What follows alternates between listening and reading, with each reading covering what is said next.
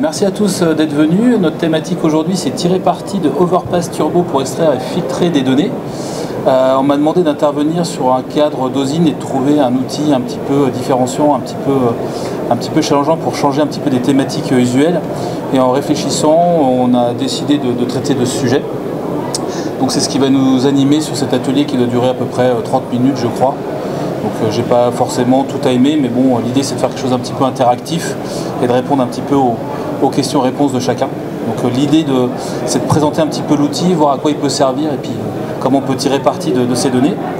Juste en introduction, moi je suis d'une entreprise qui s'appelle Cybercong. On est spécialisé sur tout ce qui est réponse à incidents et on a une grosse spécialisation en DevSecOps. On fait beaucoup de prestations de Security as a Service. On est sur Reims, mais on intervient globalement au niveau national. Et aujourd'hui, on est une toute petite entreprise parce qu'on n'est que deux. Il y a moi-même et Julien qui est ici. Et à côté de ça, on a un stand derrière avec notre ami Billy, avec son joli t-shirt rouge ici. On a créé une association il y a quelques mois maintenant qui s'appelle Certub.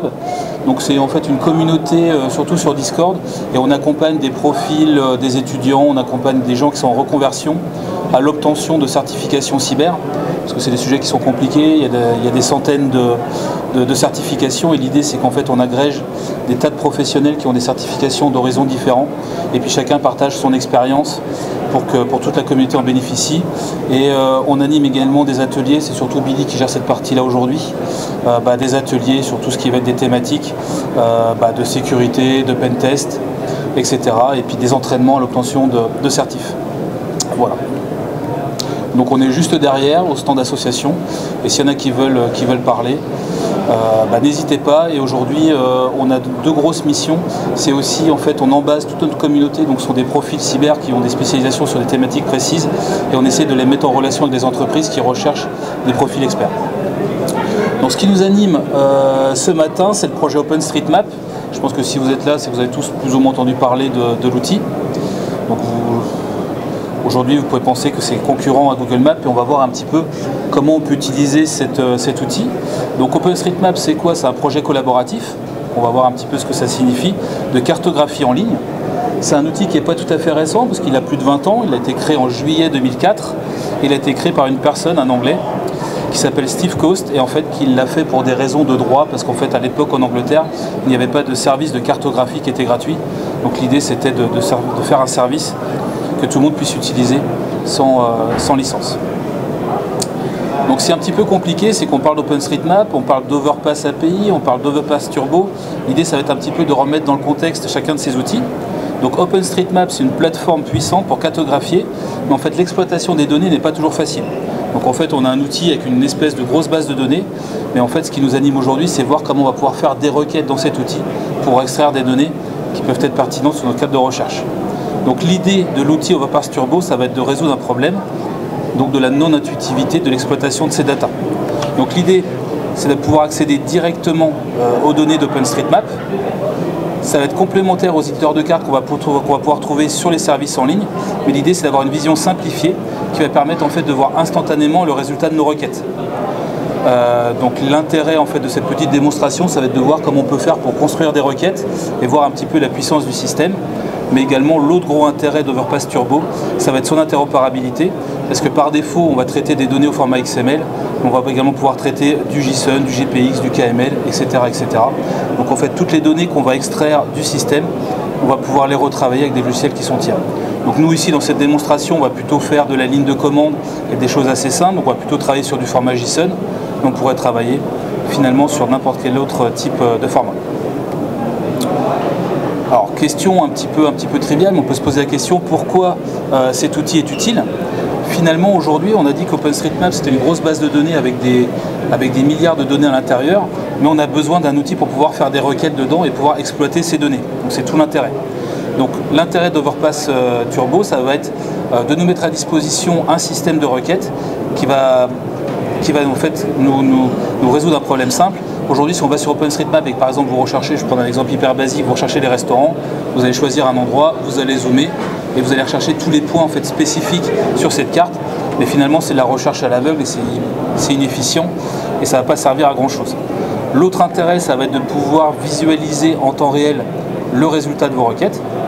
Et surtout, l'intérêt, c'est qu'il y a un langage derrière qui est assez puissant, qui s'appelle le Query Language Overpass, qui est à la fois accessible pour les débutants dans le sens où les requêtes ne sont pas forcément très compliquées à construire. Il y a également des outils qui permettent de construire visuellement ces requêtes, mais en fait on va voir qu'on va pouvoir tirer profit de ce langage pour faire des requêtes qui sont très avancées et faire des requêtes qui nous permettent vraiment de faire des recherches très avancées dans la base de données.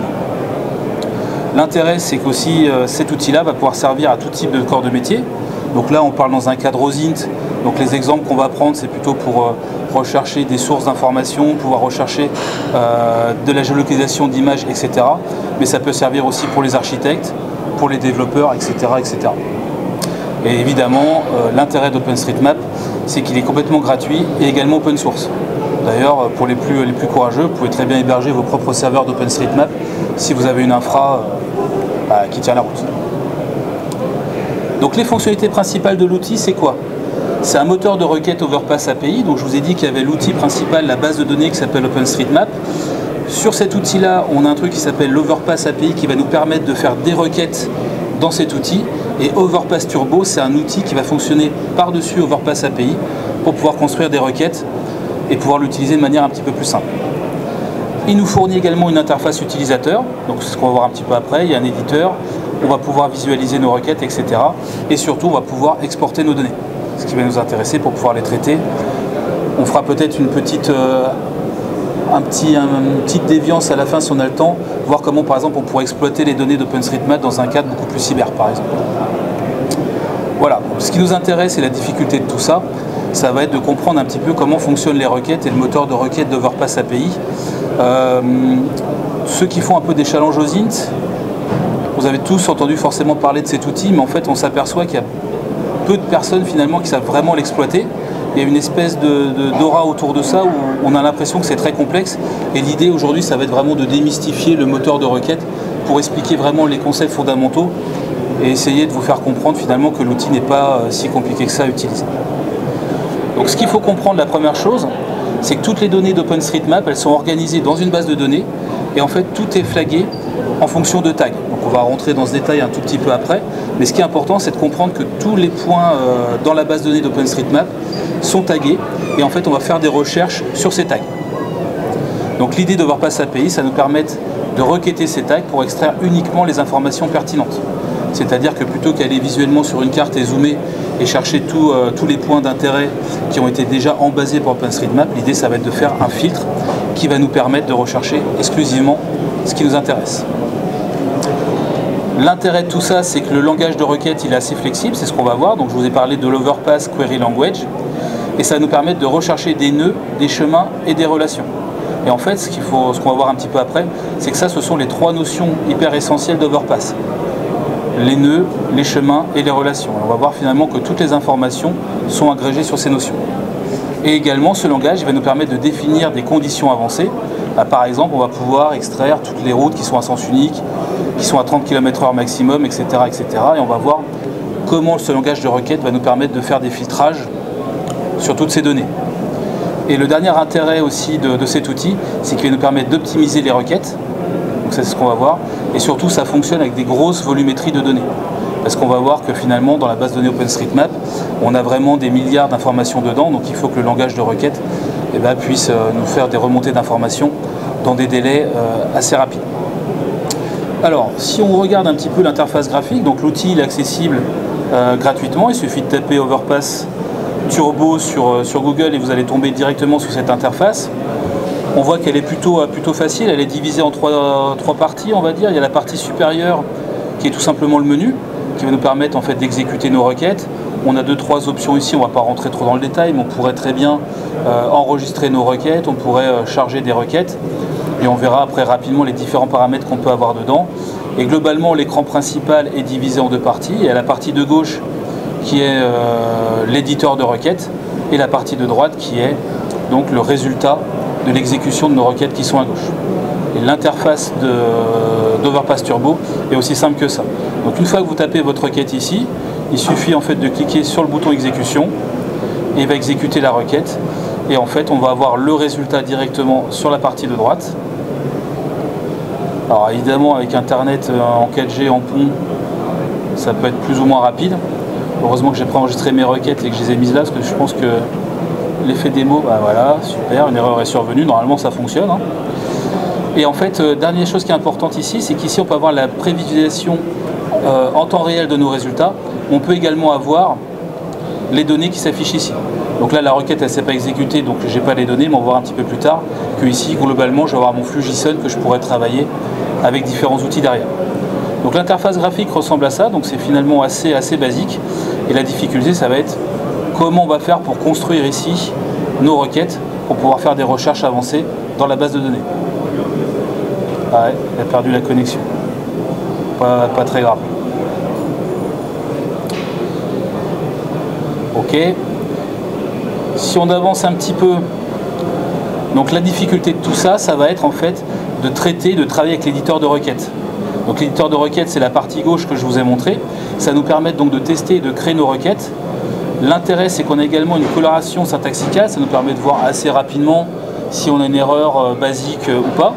Voilà, donc c'est plutôt agréable à utiliser. Et surtout, en fait, quand vous faites des requêtes qui ne marchent pas, on a un système d'erreurs qui est quand même assez détaillé, qui nous permet en fait de corriger rapidement les erreurs et nous met également à disposition un système d'autocorrection de requêtes qui peut être parfois assez pratique. Et en fait, ce que j'ai également rajouté, c'est qu'il y a des modèles préconfigurés pour les novices. Donc là, je n'ai pas internet, ça ne va pas marcher. Mais en fait, ici, il y a un modèle d'assistant qui permet en fait de construire les requêtes, on va dire, les plus basiques. Donc on va essayer de rentrer un petit peu dans le détail de tout ça. Donc là, je vous ai dit qu'effectivement, sur la partie droite, bah, c'est la carte qui est interactive. Donc évidemment, dedans, on peut scroller. On va pouvoir cliquer sur les résultats, chose que je vais vous montrer. Voilà, hop, je reviens. Mais la donnée qui est très importante finalement, que j'ai mis en introduction, c'est qu'en fait on a trois notions fondamentales avec Overpass Turbo, que sont les nodes, les chemins et les relations.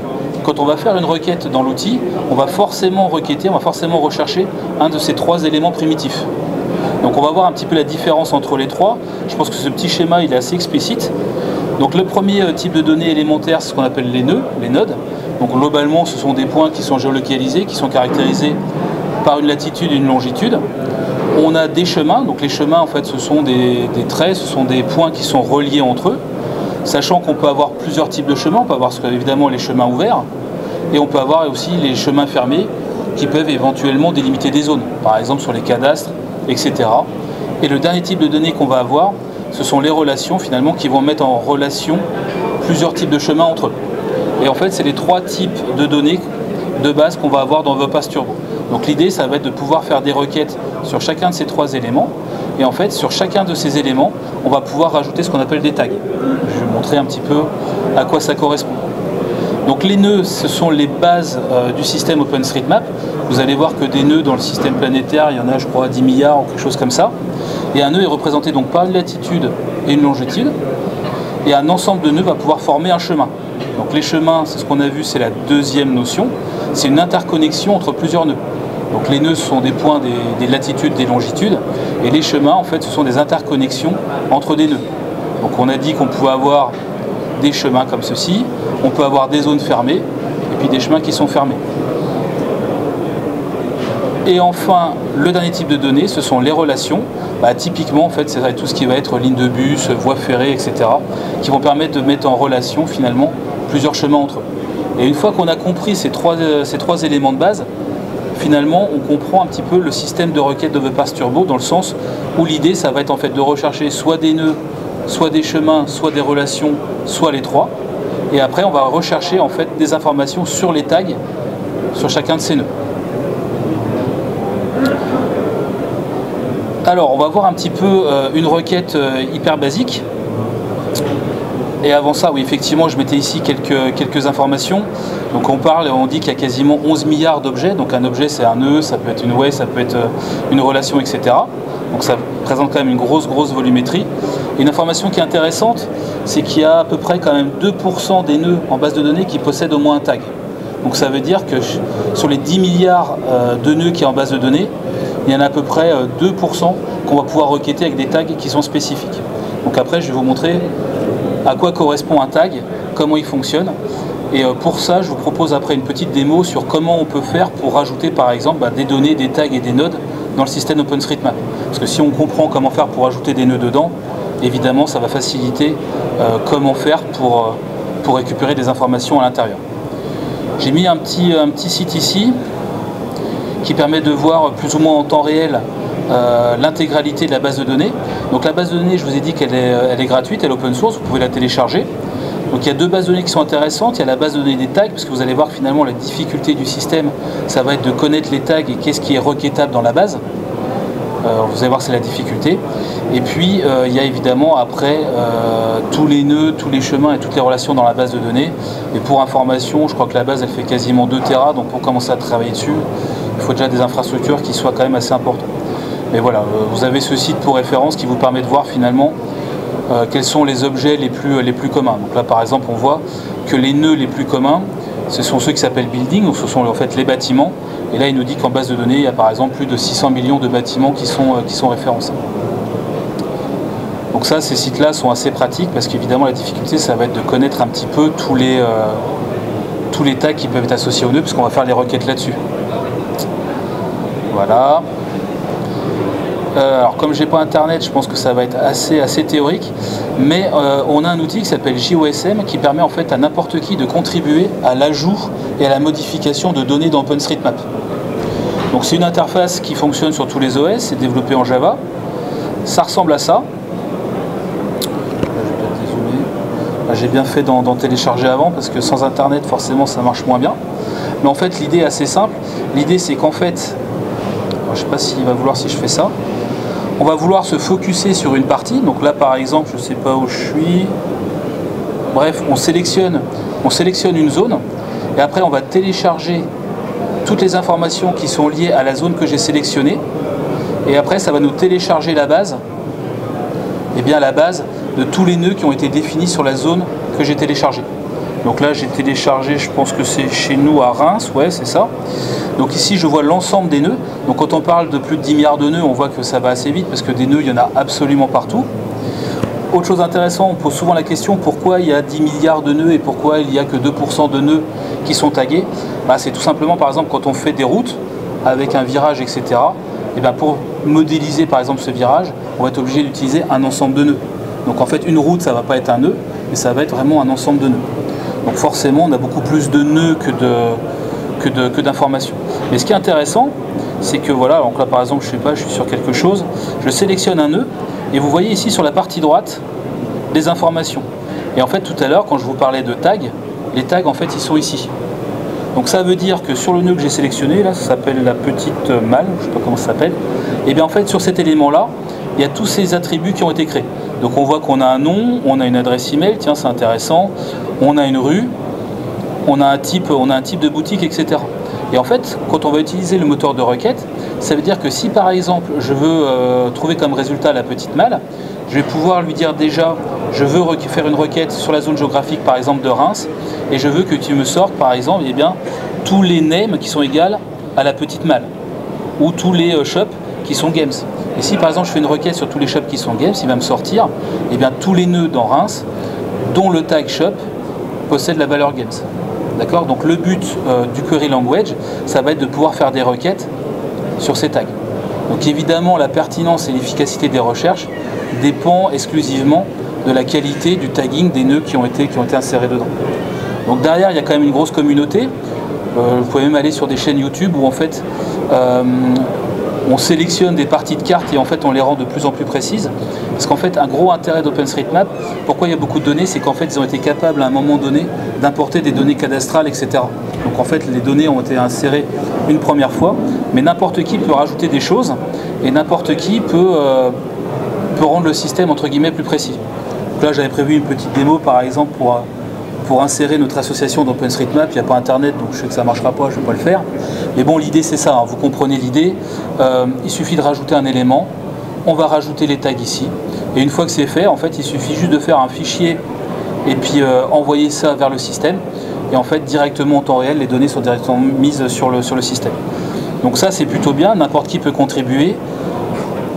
Il n'y a pas forcément beaucoup de systèmes de modération, donc en fait la problématique de tout ça c'est que si quelqu'un rentre des données qui ne sont pas pertinentes ou qui sont mauvaises, voilà, les informations ne seront pas très bonnes. Mais en tout cas c'est le mode de fonctionnement. Donc l'idée, c'est on va voir comment faire en query language pour pouvoir faire des requêtes dans ces fameux attributs. Donc on a compris qu'on avait 3 types d'éléments. On a les nodes, on a les way, on a les relations. Et après, on va faire des recherches sur ces tags. Il y a plusieurs outils qui permettent d'éditer les cartes. Celui-ci, c'est le plus commun, c'est le plus facile à utiliser. Alors, je vous avais expliqué qu'il y avait plusieurs outils dans l'écosystème. Donc il y a OpenStreetMap, il faut le voir vraiment juste comme une base de données qui comporte absolument tout. Par-dessus ça, il y a l'API Overpass qui va nous permettre en fait de faire des requêtes en lecture seule. Donc il faut bien comprendre que quand on va utiliser Overpass Turbo, on ne va pas pouvoir mettre à jour des données dans la base. On va juste pouvoir effectuer des requêtes pour récupérer des informations. Donc l'API Overpass, elle est spécialisée dans la récupération de données. Et l'outil, en l'occurrence, qui nous anime, c'est l'outil graphique qui va nous permettre de tester nos requêtes sur l'API Overpass. Au niveau de l'interface graphique, il n'y a pas forcément grand chose à dire. On peut changer les fonds de carte par exemple, donc suivant que vous travaillez dans l'urbanisme, vous faites de l'OSINT, etc., ça peut être intéressant de changer les fonds de carte. Il suffit d'aller sur GitHub concrètement et vous tapez Overpass, vous allez trouver des tas de sites qui vous proposent des fonds de carte. En tout cas, pour la représentation graphique, ça peut toujours être assez pratique.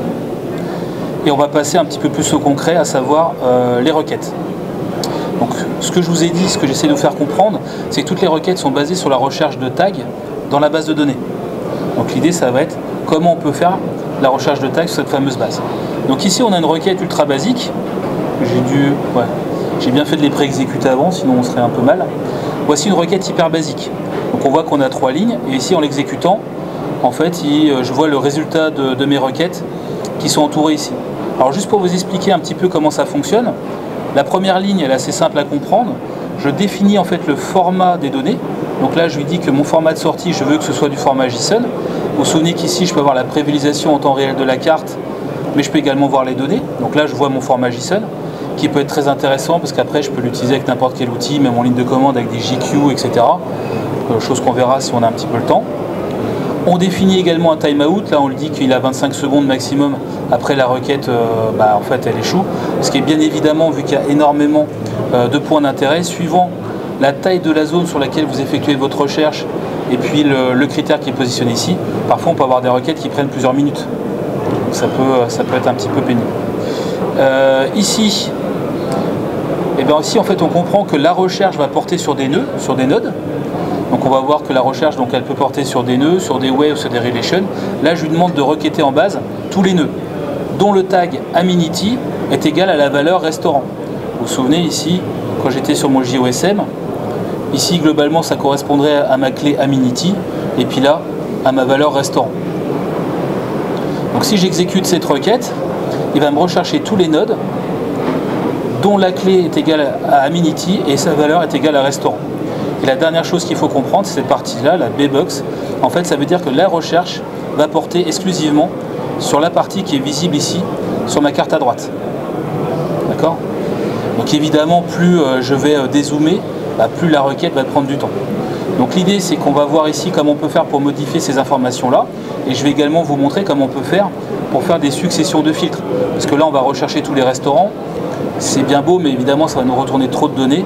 On va voir comment ici, on va pouvoir améliorer le système de filtrage.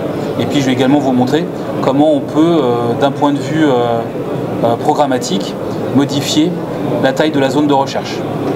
Donc voilà une requête hyper simple. Et puis, outBody, en fait, c'est juste pour nous faire le rendu. C'est pas forcément très important. Alors, voilà une requête entre guillemets un petit peu plus complexe. Hop, c'est ici, donc ça je vais fermer ça. Voilà, donc ça c'est vraiment une requête un petit peu type. Vous retrouvez ici le format de sortie, tout mon JSON. Bon, cette requête elle a un timeout de 500 secondes, peu importe. Et si je voulais faire des requêtes, pas juste sur des nodes, mais sur d'autres informations, et bien en fait ici je peux tout simplement les mettre de manière contiguë. Donc ici on voit que je vais rechercher tous les nodes qui ont une clé junction qui est égale à roundabout. Donc là en gros ça veut dire que sur ma zone ici, je vais vouloir rechercher tous les ronds-points. Mais je vais également effectuer cette recherche sur les chemins et sur les relations. D'accord ? Donc ça me permet finalement de d'étendre le champ lexical de ma recherche. Et puis une fois que j'ai fait ça, je lui demande d'afficher le résultat et de me centrer la carte. Et puis ici, le petit tip, c'est que vous pouvez également modifier les marqueurs. Tout à l'heure, vous avez vu que sur une requête basique, j'avais juste un cercle qui entourait le résultat. On peut faire un espèce de CSS-like qui va nous permettre de changer en fait la taille des marqueurs, la tête des marqueurs, etc. Si d'aventure on devait faire des exportations pour mettre dans des dossiers, etc., ça peut être un petit peu plus sympa. Donc déjà, effectivement, quand on voit ce type de requête, une fois qu'on a compris le système de nodes, de chemins et de relations, ça la démystifie un peu et on voit bien que finalement c'est pas aussi compliqué que ça. Alors si on avance un petit peu, voilà. Donc effectivement, je vous avais dit qu'on avait un out body, on peut avoir plusieurs types de sorties. Alors ça peut être important parce qu'évidemment, si je fais un out body ou un out meta, il va me sortir sur chacun des points. Alors j'aurais pas dû le fermer. En fait ici, vous voyez, quand je clique sur un point, il m'affiche en fait tous les attributs qui sont associés au point que j'ai sélectionné. Donc évidemment, si je récupère énormément de points et qu'il y a énormément de tags, la volumétrie des données va être assez importante. Et je pourrais par exemple lui dire de ne pas m'afficher toutes les informations, mais m'afficher des informations qui soient beaucoup plus succinctes. Donc, par exemple, je pourrais n'afficher que les ID, c'est pas forcément grand intérêt, mais je pourrais afficher par exemple seulement les tags, etc. etc. Donc ça, c'est juste pour comprendre un petit peu le dernier paramètre de la requête, mais on peut filtrer finalement sur l'ensemble des informations qui vont sortir. Et j'avais dit ça un petit peu en introduction. Une fois qu'on est là, on va pouvoir exporter les données dans plusieurs formats. Donc le grand classique, c'est le GeoJSON. C'est ce qu'on va utiliser plutôt dans les applications web et dans tous les SIG. Et je pourrais également faire du GPX. Ceux qui font un peu de randonnée avec les outils IGN, etc. Connaissent ce format. Mais je pourrais également faire du KML pour Google Earth, ou je pourrais faire du XML, qui est le format un petit peu plus brut, qui est traité par exemple sur JOSM.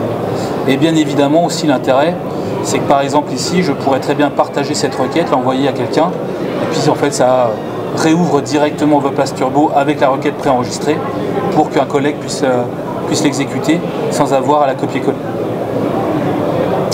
Donc ensuite, on va voir un petit peu comment on va faire pour combiner plusieurs critères avec un exemple concret qui va arriver un petit peu après.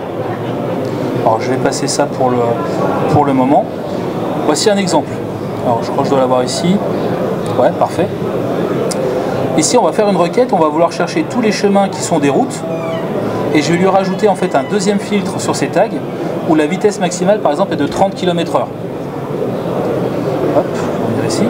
Donc en fait, pour ce faire, je vais donc mettre mon critère de recherche sur way qui correspond au chemin. Je vais rechercher en fait toutes les routes, donc je mets le paramètre HeightWay et je lui rajoute en fait comme deuxième filtre ici, j'ai un filtre qui s'appelle Max Speed et je vais lui mettre la valeur par exemple de 30. Donc évidemment la difficulté de tout ça c'est de savoir un petit peu quels sont tous les tags que je vais avoir à disposition et en fait c'est là où ce genre de site peut nous rendre service.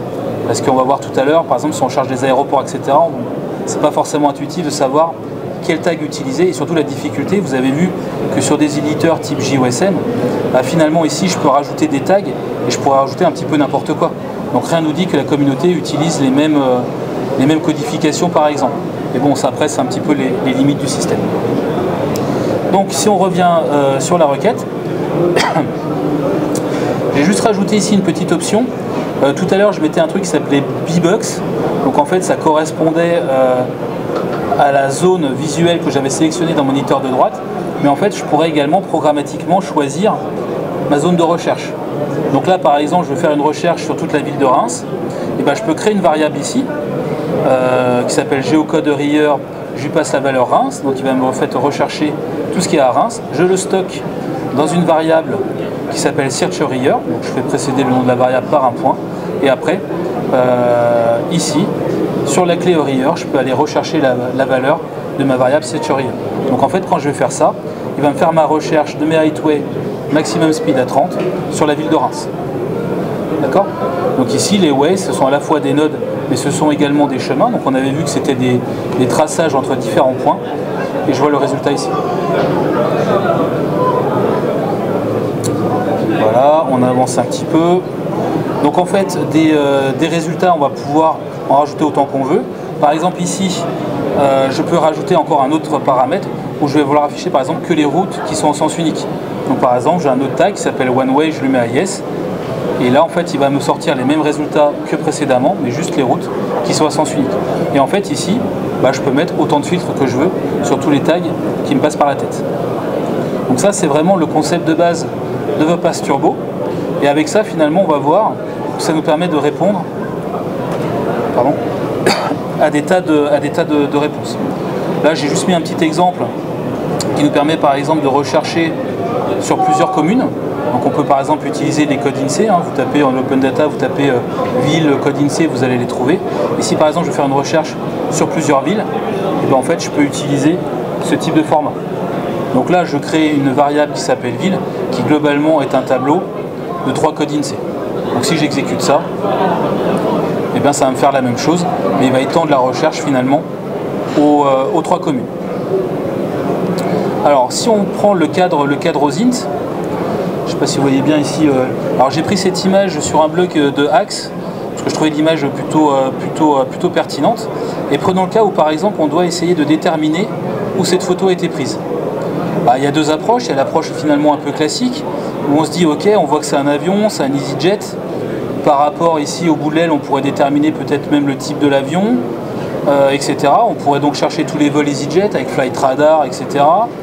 On pourrait aussi peut-être déterminer une heure de prise de photo, peut-être avec le nom de la photo, etc. On pourrait regarder les exifs, on pourrait faire des choses, mais globalement, pour répondre à ça, ce serait toujours forcément très chronophage. Donc on va voir comment, par exemple, Overpass pourrait nous aider à résoudre ce type de challenge. Donc si on réanalyse un petit peu la photo, qu'est-ce qu'on voit? On voit ici au fond, alors je ne sais pas si vous voyez, parce que c'est un peu petit, on voit qu'il y a une centrale nucléaire au fond. Donc ça c'est un truc important, on pourrait par exemple voir comment avec Overpass Turbo on pourrait chercher toutes les centrales nucléaires.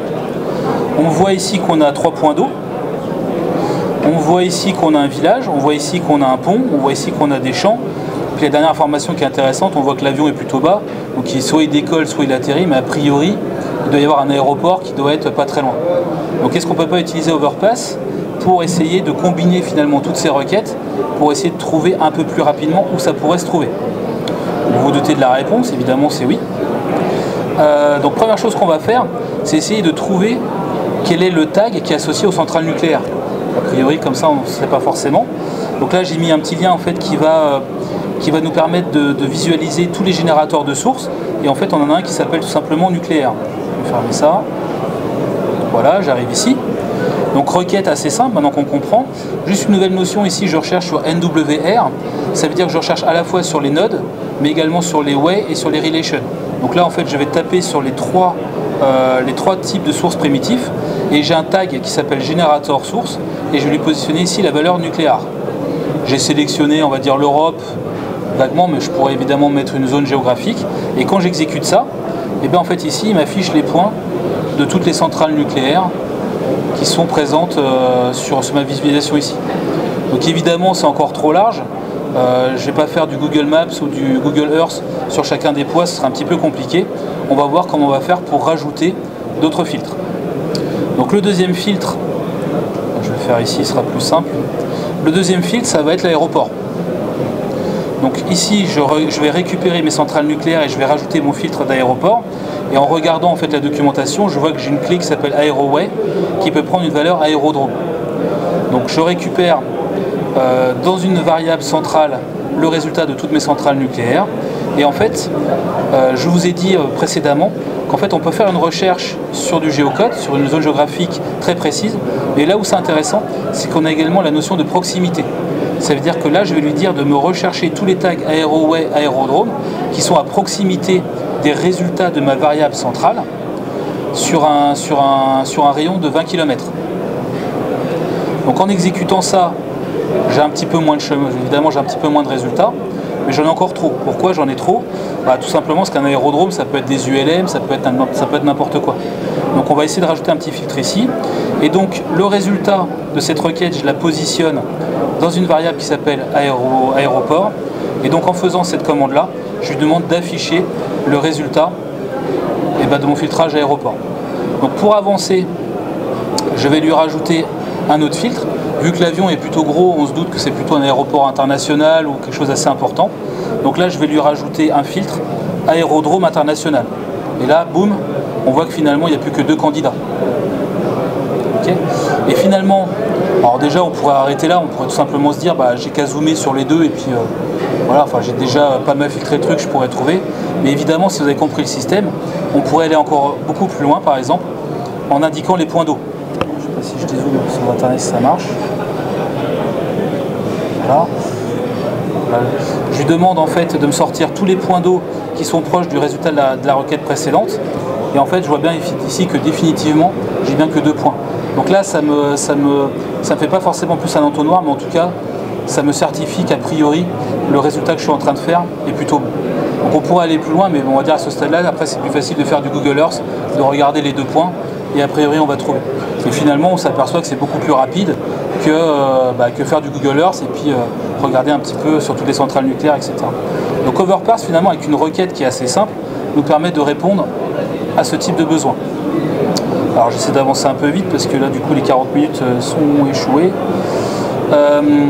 Dernier outil intéressant, il y a un outil qui s'appelle Query Overpass qui nous permet finalement de bypasser l'interface graphique. Ça nous permet d'enregistrer, d'exécuter des requêtes finalement depuis directement la ligne de commande. Donc après on peut faire des choses qui sont un petit peu sympas, ouais, on va dire. Donc par exemple si je récupère cette requête là et que je l'enregistre dans un fichier TXT, je vais pouvoir l'exécuter en ligne de commande. Il va m'afficher finalement sur la console directement le résultat du flux JSON, par exemple, qui s'affiche ici. Donc après, on pourrait utiliser des outils assez basiques, comme je vous ai dit tout à l'heure, type JQ, qui nous permettraient en fait de transformer tout le flux en JSON et de faire des recherches à l'intérieur. Donc là, par exemple, je fais juste une petite requête pour terminer cet atelier. Alors par exemple, ici, je fais une requête qui va chercher... alors je crois que c'est, on s'en fout, mais c'est tous les hôtels ou tous les restaurants de la ville de Reims. Et je vais chercher en fait tous ceux qui ont un tag website. Donc ça va me sortir en fait dans un fichier la liste des URL que je vais trouver. Et par exemple après en ligne de commande, je pourrais faire un curl sur l'ensemble de ces résultats, par exemple, pour faire de l'énumération d'utilisateurs sur WordPress, par exemple pour essayer de trouver des logins, etc., etc. Donc on peut aussi utiliser finalement la base de données dans un cadre beaucoup plus cyber. Voilà pour cet atelier assez rapide. L'idée c'est vraiment d'introduire le système de requête. Puis si vous avez des questions, en fait le stand Startup est juste derrière. Donc on est à votre dispo pour en parler. Voilà. Merci.